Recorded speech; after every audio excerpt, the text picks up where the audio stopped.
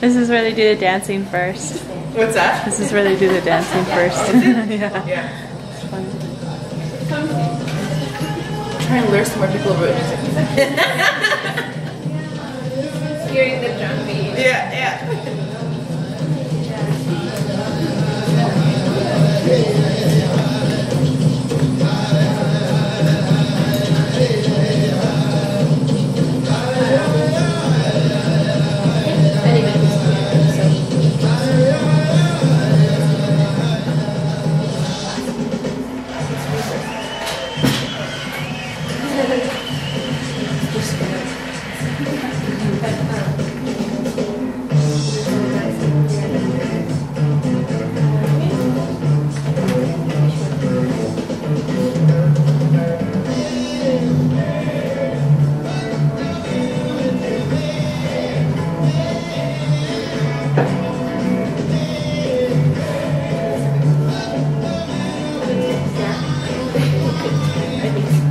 So whenever you feel ready.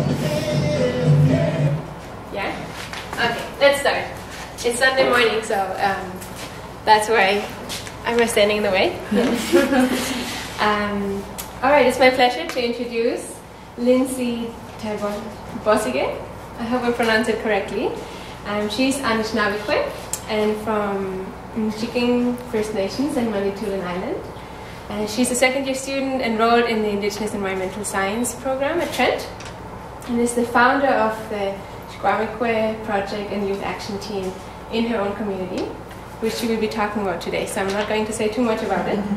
She was in 2009 a member of the Canadian Youth Delegation and attended the United Nations Climate Change Conference in Copenhagen. And since then she's been inspired to be more involved in environmental activism. And right now she is a member of the Ontario First Nation Young People Council, which is representing youth from all First Nations in Ontario and brings voice to youth issues and to all levels of government. And I know Lynzii is a very passionate and creative person, and we're happy to have her here in her busy schedule. And the floor is yours. That's right. Bonjour, Lynzii Taibossigai, Chicken Buckhorn Donji, Trent University Donjis Gunwe, Anishinaabekwe Lynzii, and Monkey. So I just introduced myself in my language, which is Anishinaabemowin. My name is Lynzii Taibossigai. I'm from Chicken First Nation in Manitoulin Island. I'm Anishinaabekwe and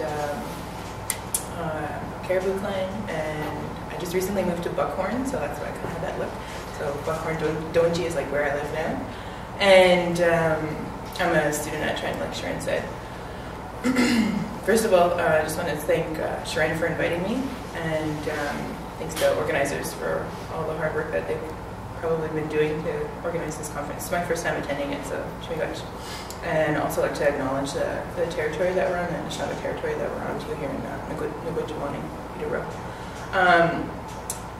So, hey, I have to be honest, I got in at midnight last night, so 10 a.m. Sunday morning workshop. Whew, you're lucky. We're glad to have you. And I know I just got invited on Thursday, so you know, thank you for inviting me. And this is my first kind of like opportunity to share of 2012. So thank you. So I just returned back to school at Trent in January of this year. I took a year and a half off just to be at home for a while. I was here for the year 2009-2010, and I really enjoyed the program, the Indigenous Environmental Studies program, Science Studies program, because it looks at the Indigenous worldview of the environment and of Mother Earth, and then the Western sciences, and really is trying to create bridges so that those two worlds can work together. But before I got there, I just want to share this photo. Whenever I give a workshop, I just share this photo first because it just shows you really quickly a snapshot, kind of like who I am and where I came from. And Anishinaabe people are very visual learners, just very visual people. There's a lot of artists, and our elder back home, Gord Wanabent, says every Anishinaabe is an artist, and no matter what form it is. So It's very true for myself, very visual. So the Thunderbird photo up here represents the Anishinaabe Nation. Little star there is the English translation of my Anishinaabe name, which is Nungalskwe woman, little star woman. It was given to me by my great grandmother. These tracks here is hoof prints representing caribou, which is my clan, so caribou clan, I did throw them. That little tiny red dot there is Ninomising, Nantuan Island, home sweet home, in the heart of the Great Lakes. All those beautiful people up there are my family. So I come from a pretty big family. My sister got married, my younger sister got married last year, 2 years ago actually, and that's us. And the forest there with the sun and the light coming through, that's loosely the translation of my last name, Taibossigai. So anything with siga at the end of it is light, has to do with light. And the translation that I've been told is the light shining through the trees. When we walk through the forest and the sun's behind the trees and the leaves, that light shining through. This here is, I can't really see, but it's a watermelon with carving into it, and it says rediscovery in the bottom. And I was part of the rediscovery. It's an international program for like youth leadership, and it's based on Indigenous worldview. And it's the founder his name is Tom Henley, and he's internationally known. And there's rediscovery camps and organizations all around the world. And I was lucky enough to be a part of the Ghost River Rediscovery, which is in northern Alberta, Calgary area. And I did a 5.5-month youth internship to Guyana, South America through this rediscovery program. And I taught youth leadership to all of these great looking kids here. You can't really see them, but over 35 kids between the ages of 14 and 22. And it was a really, really great learning experience and an opportunity to be in another Indigenous community, Indigenous environment, and just learn a little bit more about what's going on in the world. This one here is a group of kids that I work with at home. This is the Anishinaabekwe Youth Action Team. We're going to talk a little bit more about that, but that was us on one of our Thanksgiving weekend hikes. We did this hike on Ninomising on the Cup and Saucer Trail annually. The photo of the red leaf there is part of representing the Canadian Youth Delegation, this experience I've had with them. We traveled to Copenhagen in 2009 for the United Nations Climate Change Conference, and that was a very huge part of my life, learning experience, good and bad. So, and I've spoken about that here in Peterborough once or twice too already. So Trent, which I mentioned already, me lying upside down in a log, that represents a really, really fun part of my life. I met Maya Green through the Canadian Youth Delegation, and she's the founder of Fun Society and Fun Camps, and it's Friends Uniting for Nature. And she offered me a job 2010, the summer of 2010 in BC, and I went for 5 months, and I worked as the Fun Camps coordinator for Vancouver Fun Camps. And it's this 8-week program of youth environmental education camps at UBC. And it was amazing. I had already wanted to do some kind of, like further grow my youth program and offer camps in Chiging back home, but I wanted some really hardcore experience first, so that's what I did. I went out there and worked and did that. And then this here, this heart tattoo, this is actually a picture of the tattoo I have on my back. And that's kind of what started it all, so that's kind of where I'm going to start with there. But this other picture of the kids here, there's me and some of the kids I worked with a couple of years ago. I was the recycling research coordinator for my community, because that's kind of what started it all. We're going to go right back to the beginning, that's what started it all. I was really upset that my community didn't have recycling, and like the municipalities next to us did. It's like, well, why don't we have recycling, you know? We're still people. So I started doing research and writing letters and trying to find out what's going on, and it was just all about money. But then it stems further to that, and then you start realizing it has to do partly with environmental racism and like the bigger context of Indigenous peoples and the earth and the government and all that kind of stuff. So that's kind of where it started. And but what I want to talk to you about is the Anishinaabekwe project primarily. And it has to do with just that picture there. So I don't really need this anymore, but the Anishinaabekwe project. So Anishinaabekwe means Mother Earth in Anishinaabemowin. And I developed the Anishinaabekwe project in 2008, in the fall of 2008. I went to a youth conference through the Ontario First Nations Young People's Council, and that's a youth council through the Chiefs of Ontario. And it was all on the environment. And a really well-known guy from home actually invited me to go. He's like, you should go to this, you want to learn more about the environment and all this kind of stuff, this is where you should go.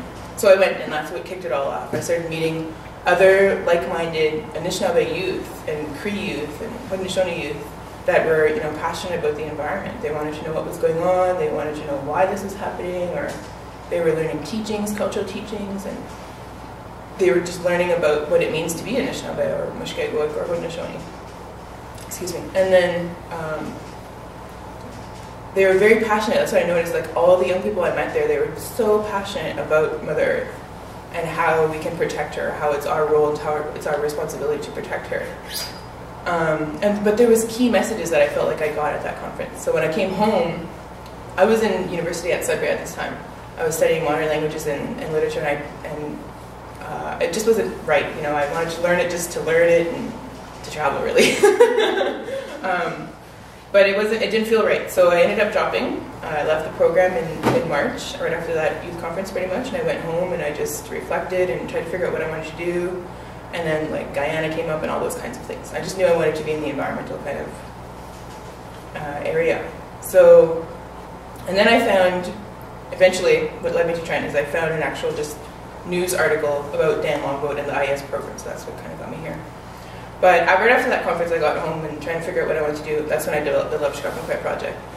And I just went online, because we have our lovely Facebook right now. And this is honestly the first time I'm using Facebook to give a presentation.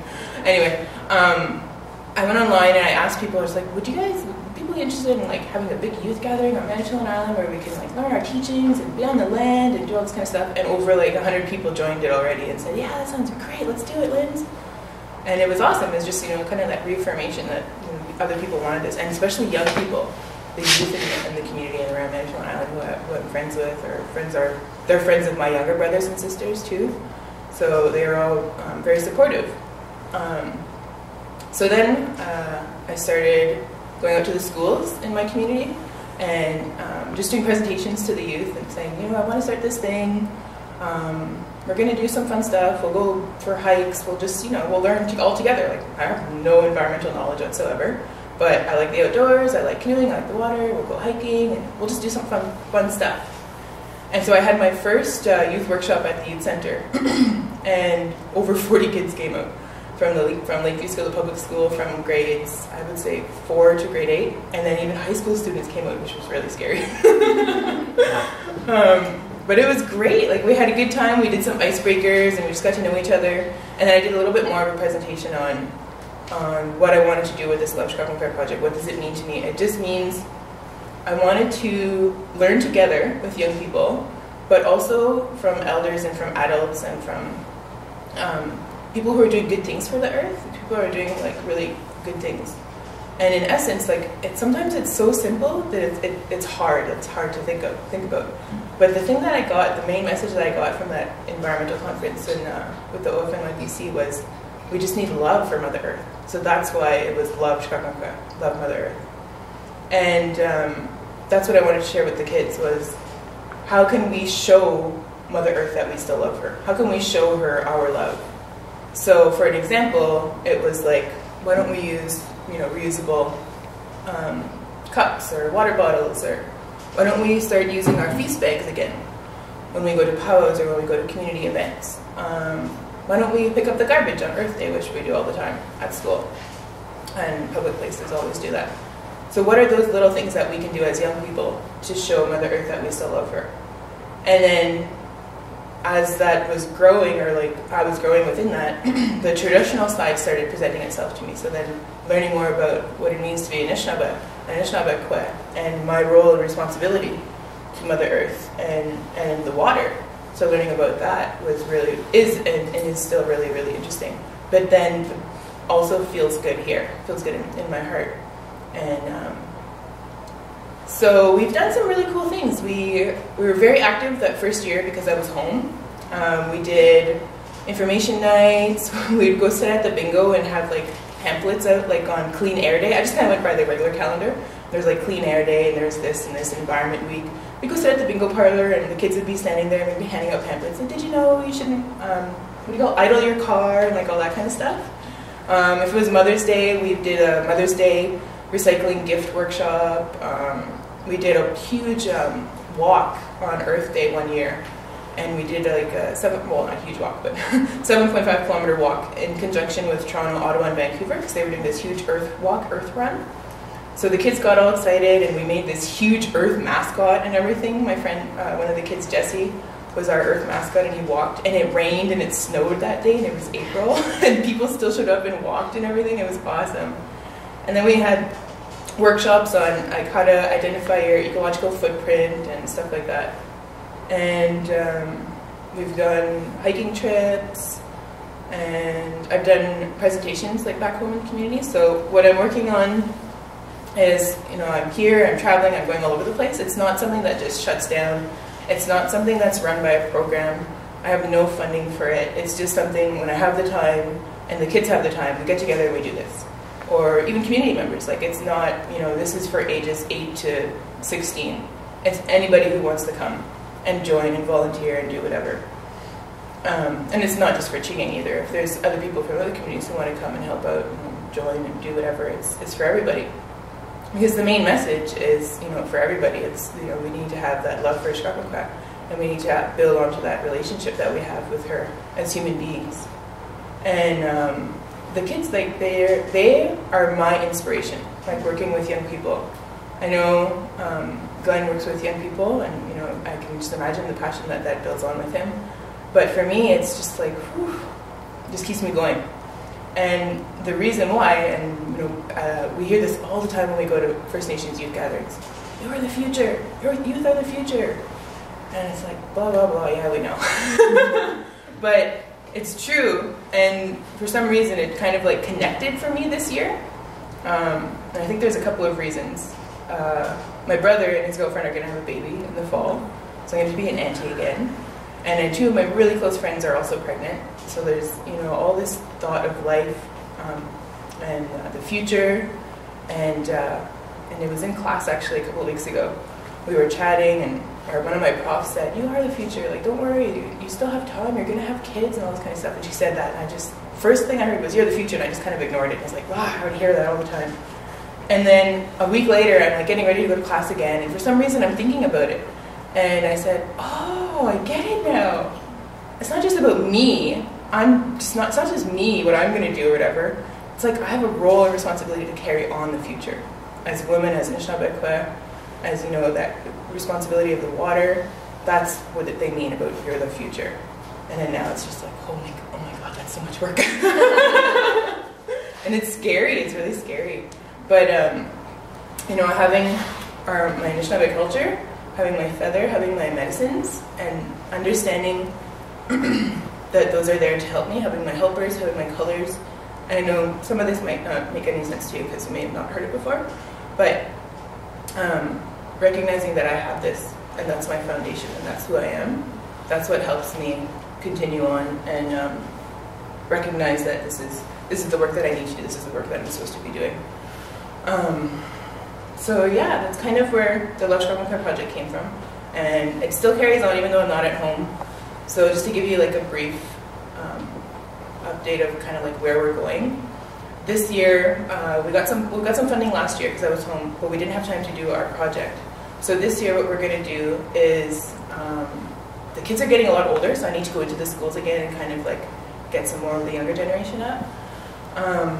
But I've recognized over the last 4 years now that a lot of the kids in the community know who I am, know what I'm doing.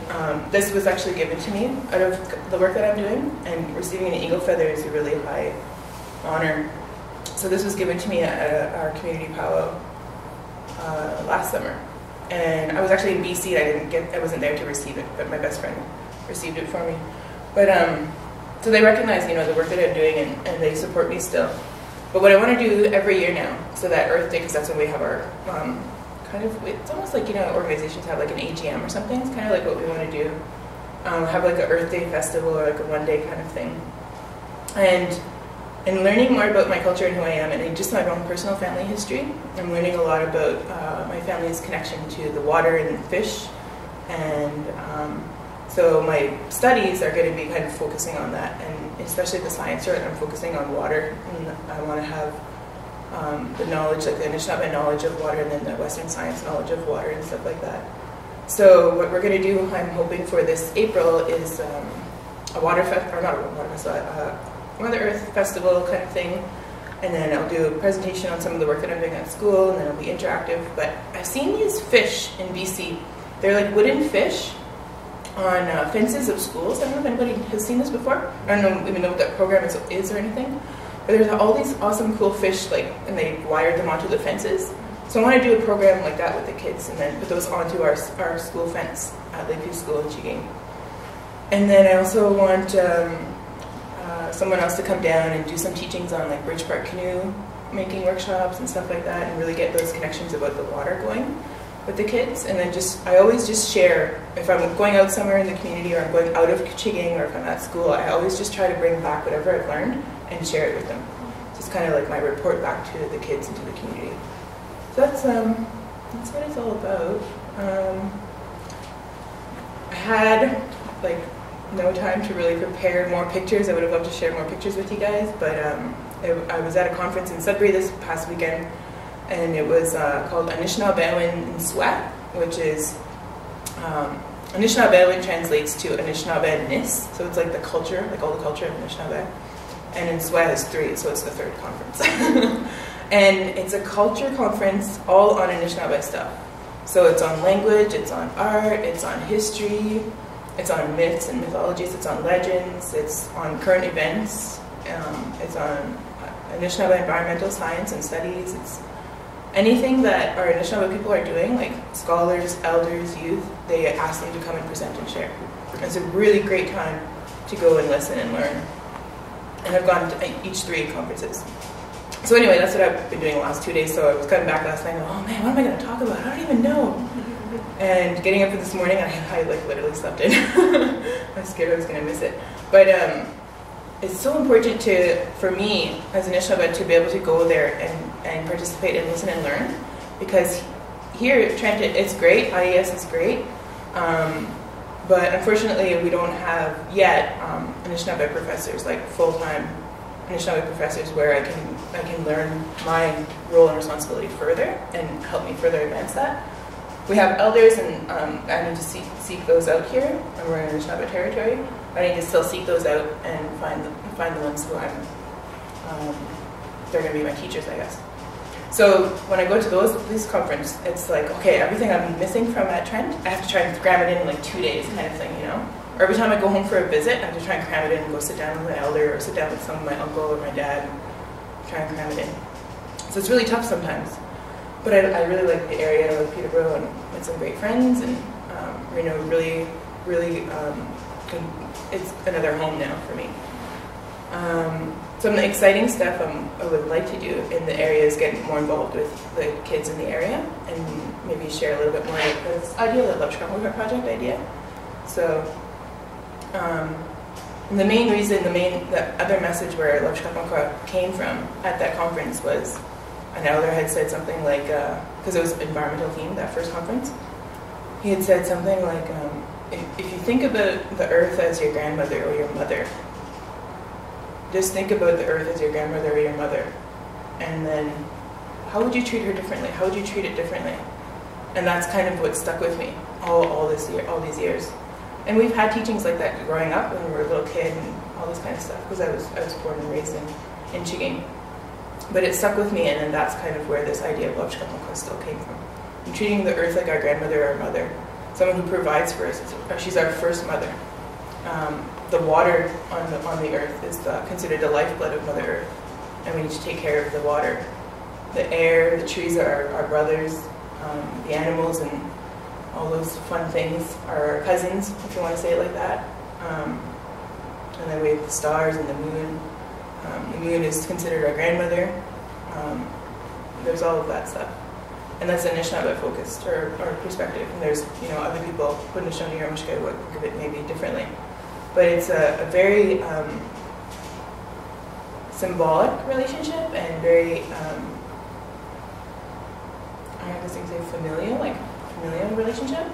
So I think that's where I'm so lucky to be at Anishinaabe. I think, you know, it's like, wow, so cool way to look at things. It's a really cool way to look at the world. And in my Indigenous environmental studies, like learning about all the other Indigenous cultures and how they look at the world as well. And then really trying to make that connection with Western worldview and Western science. It's really interesting. And the next 3 years I know are going to be hard because I'm going to be completely in sciences. So that's why this has to be number one. That's what the elders say at home. That's what I got from this conference in Supreme. If you're going to do that, it's okay to do that, but you have to have a foundation in who you are as Anishinaabekwe first. Because you might just get lost. And I can see that happening too, so this has to be number one. Yeah, so just love working with the young people. I'm going to be volunteering at the Canadian Canoe Museum March break, which is really exciting. So that's kind of like first step getting into like working with kids around the Peterborough area. And looking forward to hopefully working at Trent this year. We're hoping to get some money for camps and looking at these traditional knowledge and science camps here at Trent and continuing to build that. So yeah, I don't know, if there's questions, I'm kind of done, I think. So you're at the museums in the March break? Yeah, just for one day. Like I still have classes, but Wednesday I have no classes until 6. So they're doing camps from 9 till 12:30 or something like that. Yeah, so I told them I could volunteer for the Wednesday for sure. Yeah, yeah. That was a good question. First of all, thank you for sharing your experience with your project. I'm curious to know, and you said you've worked for 4 years with that project. What is you're kind of the main leader in bringing youth together. Have you thought of the future of this program? Say if you were in Ontario, if you were there, is there enough momentum for them to keep it forward without you being there? Right now, no. And even when I went to BC, no.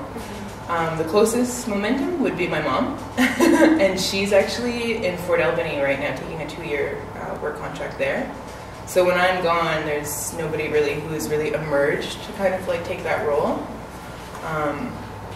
And it's not a huge deal to me, but I just think within time somebody will emerge. So I'm not kind of, I know that's kind of what the elders say anyway. It's just like, someone will emerge probably.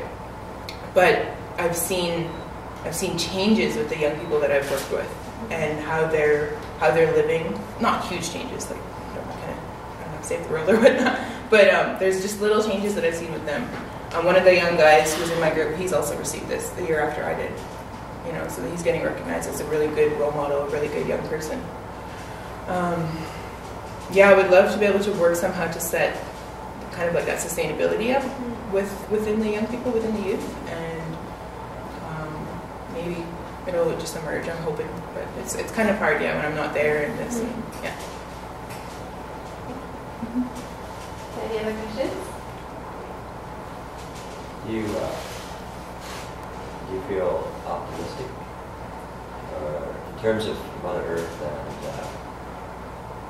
I don't know if you want to address that issue, and also, I mean, I find working with young people, trying to give them the tools to be positive, hopeful, those sort of things.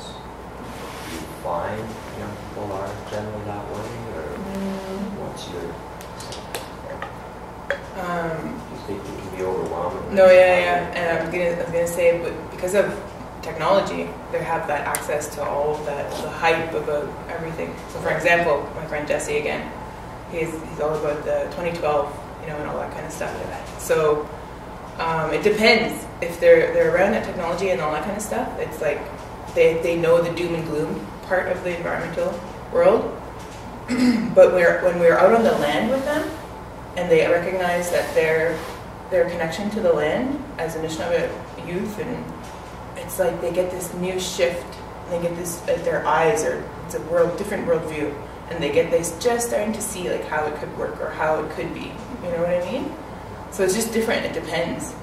But some of the young people who not in my group, the other young people I work with, the Ontario First Nations Young People's Council, because that's opened me up to work with youth from all across Ontario. And they're a little bit older, so high school age primarily. Those young people, when they get it, and because they're older, they just go. They do. They prepare something, they present, they write letters, they're all about action. And that's where that came from, the youth action team. We weren't just going to be about, going to Achievement Council and demanding this. We were going to do something, or we did do something, And that's what I've seen, and that's what inspires me and gives me hope, like seeing those young people going out there and actually doing something. There's youth that are preparing to do this canoe journey out west in recognition of the water. So there's stuff like that. They want to go out and do a 2-week cultural camp and build a birch bark canoe out west. And then there's other youth in Wapo Island who have this youth program called Future Elders. And they have t-shirts that say Future Elders on them, like that's the name of their youth group. And if you think about it that way, like young people, you're training to be an elder, And that's what inspires me, like, and I see things like that. But also recognizing that there's still a huge, huge gap between some of the young people who may have not had the privileges that some of us have had. So they're still being affected by drugs and alcohol and suicide and low poverty, which we've all seen within the recent media. So there's still a huge gap, and it's just like, how do we kind of, fill that gap or fill that circle, I guess? Yeah. I'm just hoping you can maybe speak a little bit to the intergenerational interaction with the youth and what they're bringing up, because you're mostly working with them on focusing on environmental change, but how is that, or I mean, we've talked about this before a little bit, but I want to talk more about it, spread to other members of the community too, and like how have you brought together like elders and youth together and working on that stuff? Yeah, when I was learning about it and I was trying to figure out how to do this, I decided my target market was going to be the young people, because I noticed the young people, when they learn something or they do something, or they learn something good, they share it with people. They share it with their mom and dad, or they'll take it home and they'll share it, So I figured, okay, this will be the way I can get adults on board. And that's exactly what happened with my group. All these young people came out, they're learning all this cool stuff, and we're going to do this, we're going to do that, and they took it home. And all of a sudden, all these adults who I knew but didn't really talk to really that much in my community were coming up to me and saying, wow, my kid wants me to take reusable grocery bags to the store all the time now, or I have to recycle everything now, and I have to do this. And there was this change, this dramatic change, just like that had happened. And I can't say just like that, but we have recycling in the community now, but it wasn't because of our group. I have to make that clear. It wasn't because of our group. It wasn't like we lobbied and blah, blah, blah, all this kind of stuff. Unfortunately, our dump, which is over 55 years old, caught on fire. And it burned for hours, like huge, huge fire, because there's just massive garbage, right? And it's really sad because it's over this cliff, and it's like probably the #2 best view in Chigeng. It's over this cliff, and it's over the water, it's over the bay. And it is so sad. We went there with the kids and we did a kind of like a little mini documentary of all this stuff, me and Jesse too. But it caught on fire that April 2010 when I was here. And my mom called me and told me, and I just cried. I just bawled my eyes out. I was like, see, why? Why do we have to react to something? And then that's when they got recycling in the community. That's when they're like, okay, yeah, we need to recycle, all that kind of stuff. And I don't want to blame anybody, because it's not, Achievement Council's fault. It's not our community members' fault. It's this huge system, right? That's so skewed. But the kids, though, I think that's just like, if you look at the medicine wheel, there's like the 4 colors, then there's the adult sits in one direction, the youth, the child, and the elder. They're like across from each other, so like there's the youth and elder that are across from each other, and the child and the adult are across from each other. So that child and adult kind of connection, there's a huge connection there, but it's still all connected all together.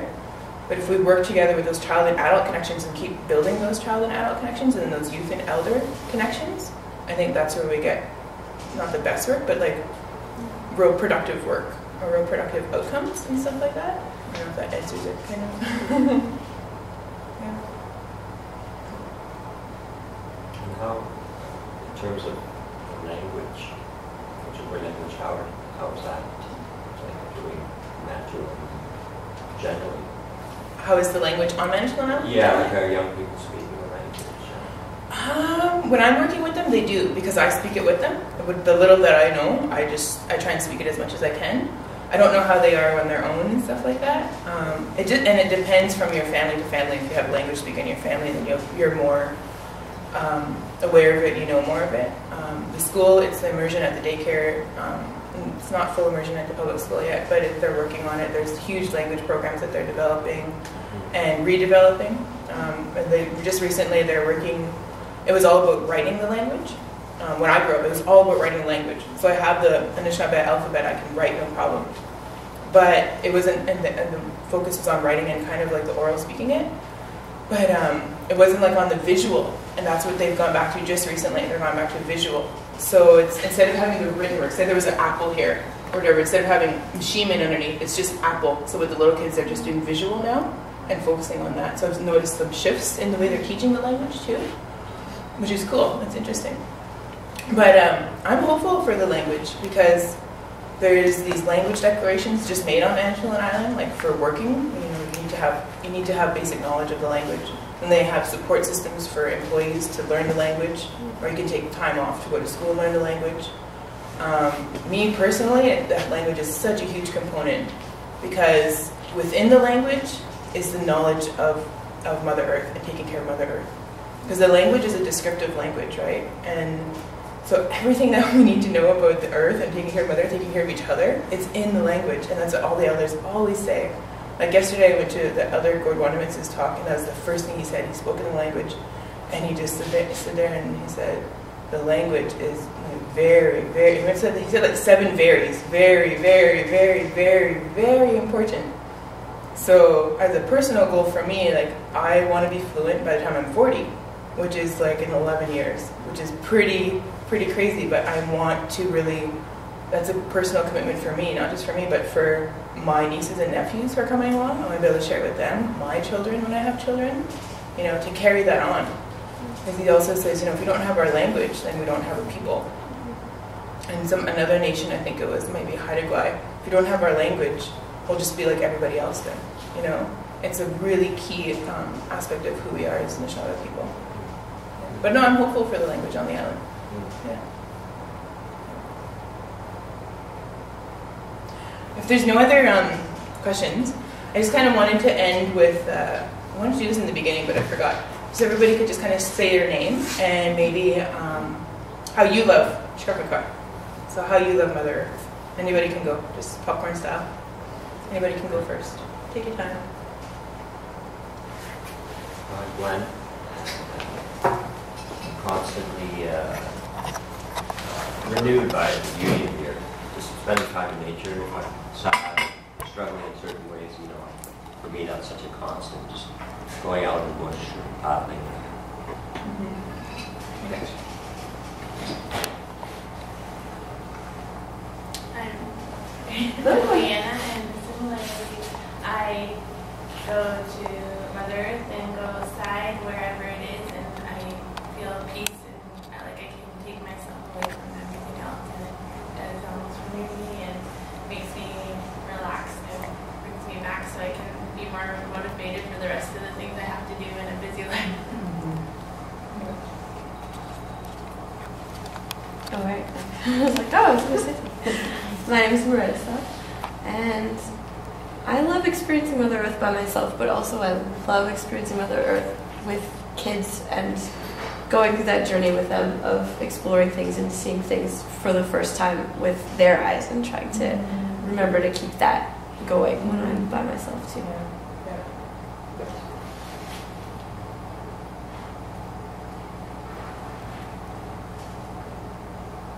My name is Sasha, and walking here this morning, I have a lovely walk from my house where I get to cross the river, and it was so sunny and beautiful, and the sun was coming through the branches of the trees, and the water was running, and it made me stop and take my camera out and take a picture and just stand there for a little bit in the sun, and I love when that happens.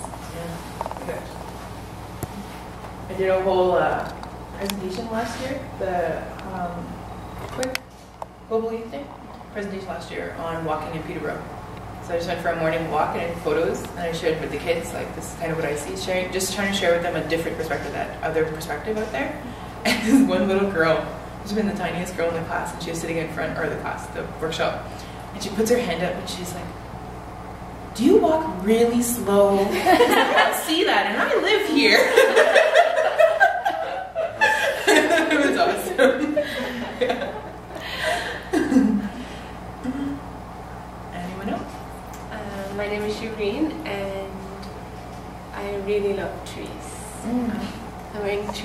China. Oh, And for me, trees are,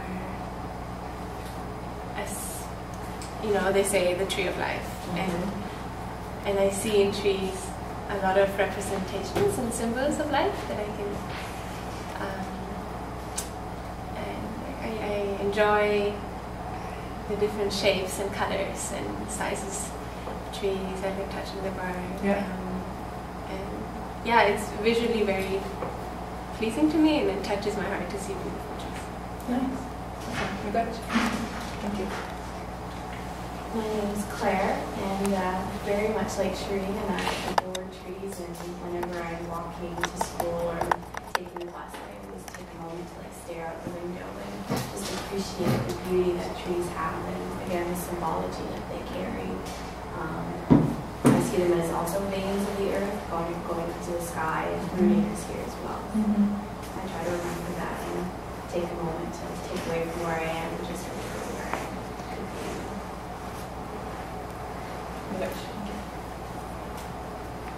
My name's Sylvie, and besides, I really try to be conscious of almost all of my actions. Like I try to think about Mother Earth all the time. But besides that, I live on the Georgian Bay, and I feel really connected to the water, and so I sing to the water whenever I go near it. Awesome. Okay. My name's Erin, and I guess I am always trying to be thankful for everything that Mother Earth provides to not just the humans, but to the whole, all the creation. And I guess when I think about that, it also reminds me to treat the earth well and to You got it. Thank you. My name's Emily, and I love to be outside, and I guess what I'm thinking of today is watching the seasons change, and how last year I was in Ecuador and they don't really have seasons. Yeah. And so when I came back again, it was like all over, like the first snow, or like when the snow melts again. Like it's really incredible if you stop to think about it. So. My name's Kathleen, and I love going out into the natural environment to make me feel better. I try to walk every day, particularly like a nature park or something. It's very the visual and the tactile. It's very stimulates me thinking and just reflecting. And I find it a very good space for reflecting. Yeah. Light himself. Thank you.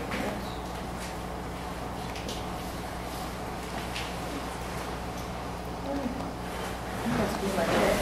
I'm just going to close by sharing with you an opportunity. You don't have to do it if you don't want to, but I did this at the BAM Youth Conference. I shared just really quickly there. And it was building a movement, a youth retreat organized by my good friend Hannah and the Jamaican Self-Help Group, and it was great. And I ended it just with offering the youth there, if they wanted to take a little bit of tobacco, some sema, and just saying thank you and putting it out on Mother Earth in their own way, whatever they wanted to do. So tobacco is one of our sacred medicines, and this pouch was given to me by the kids in my youth group, my Love Chocolate youth group, and so I carried it around with me everywhere. There's a little bit of tobacco in here, and there's a little bit of cedar, but just to say thank you, just to say miigwech, and give that thanks like we just did now. So it's here. If you want to come and grab some or have some, you can do that. If you don't, then it's fine too. Do it in your own way. So miigwech for having me, and thanks for sharing. Have a good day, guys. And on behalf of the organizing committee, I would like to give you a small token of appreciation. Thank you so much, Lynzii, for coming on such a busy schedule and sharing your experience with your project. Is this coffee? And I'm very appreciative that you did the exercise at the end, and I'm sure everybody else, because we talked about land the whole weekend, and then we have to reflect ourselves. Like, what's our responsibility? What's our connection? Exactly. It's not just talking about it, but how can we show in our actions that we are connected? Exactly. Yeah. Awesome. We got you.